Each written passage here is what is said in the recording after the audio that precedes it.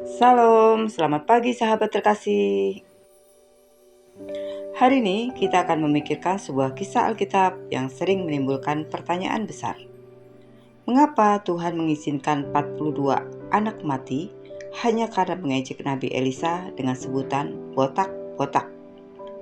Sekilas cerita ini tampak keras, tetapi ketika kita menggali lebih dalam, kita menemukan pelajaran penting tentang hati manusia, menghormati hal-hal rohani, kuasa kata-kata, dan bagaimana Tuhan menjaga pekerjaannya. Mari kita buka hati kita di pagi ini. Kita membaca dari 2 Raja-Raja 2 ayat 23 sampai 24. Elisa pergi dari sana ke Betel. Dan sedang ia mendaki, maka keluarlah anak-anak dari kota itu, lalu mencemoohkan dia serta berseru kepadanya, "Naiklah botak, naiklah botak."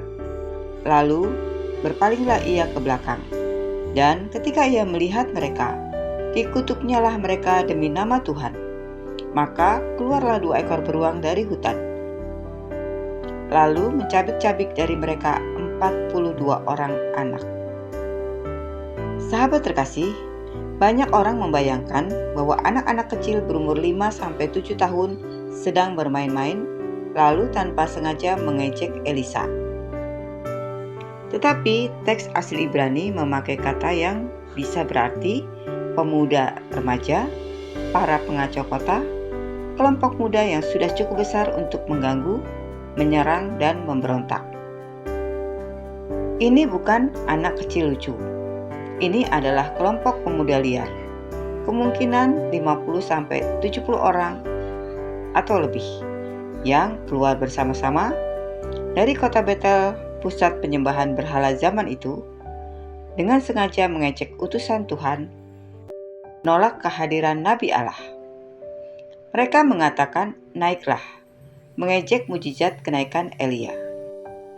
Botak bukan sekedar ejekan fisik, tetapi penghinaan, meremehkan, dan menolak otoritas rohani. Mereka sedang berkata, "Pergi dari sini, kami tidak butuh nabi. Kalau Elia naik ke surga, kamu juga sana, pergi." Ini adalah pemberontakan rohani, bukan sekedar ejekan. Mengapa hukumannya begitu keras? Yang pertama, karena mereka menyerang utusan Tuhan.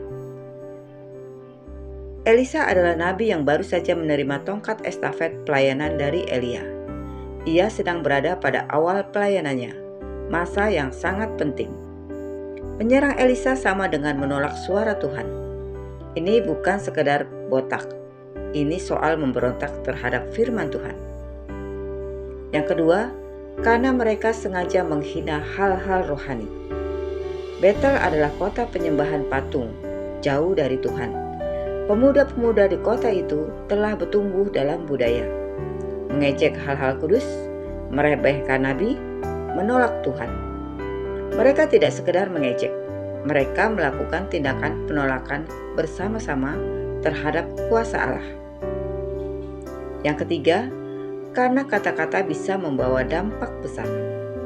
Alkitab mengajarkan hidup dan mati dikuasai oleh lidah. Amsal 18 ayat 21. Mulut bisa menjadi alat berkat atau alat kehancuran. Tuhan menjaga pelayan-pelayannya dari kehancuran karakter dan serangan fitnah. Di sini Tuhan memberi pelajaran bahwa kita tidak bisa sembarangan memakai kata-kata untuk menghina hal-hal rohani.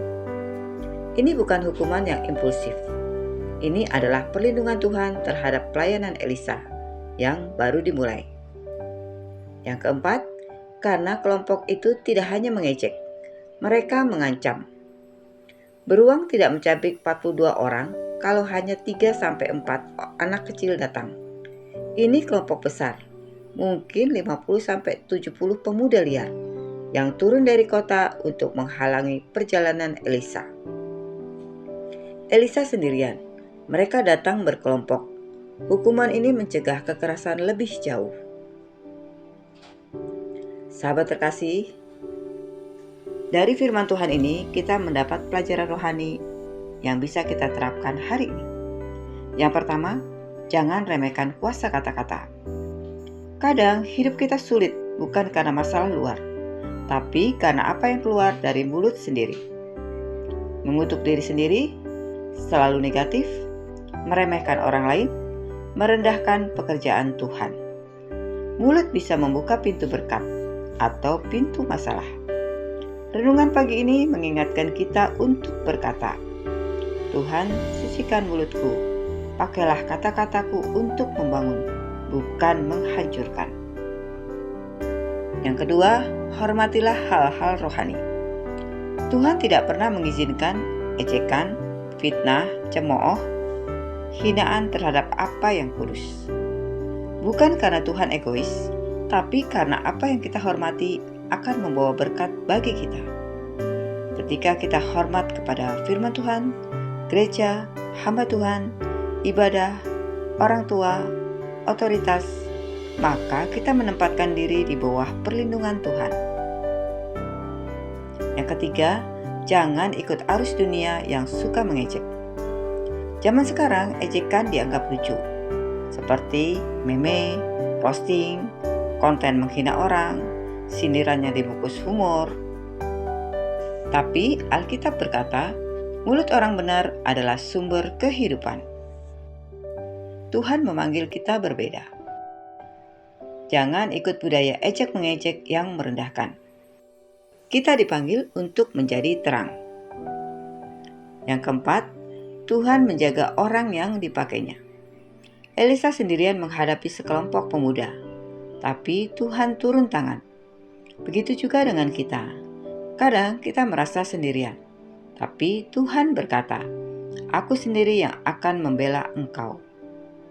Saat ada yang merendahkan kita, memfitnah kita, atau menyakiti kita, jangan balas dengan kemarahan. Biarkan Tuhan yang bertindak. Sahabat terkasih, hari ini mari kita ambil tindakan sederhana. Yang pertama, periksa kata-kata kita. Tanyakan pada Tuhan, apakah mulut kita membangun? Apakah perkataan kita membawa hidup? Apakah kita sering mengejek, meremehkan, atau menggosip? Mintalah Tuhan untuk memulihkan lidah kita. Yang kedua, bangun budaya penghormatan di rumah. Mulai pagi ini, hormati pasangan, hormati anak, hormati orang tua, hormati teman, hormati pekerjaan Tuhan. Apa yang kita hormati akan mengalirkan berkat.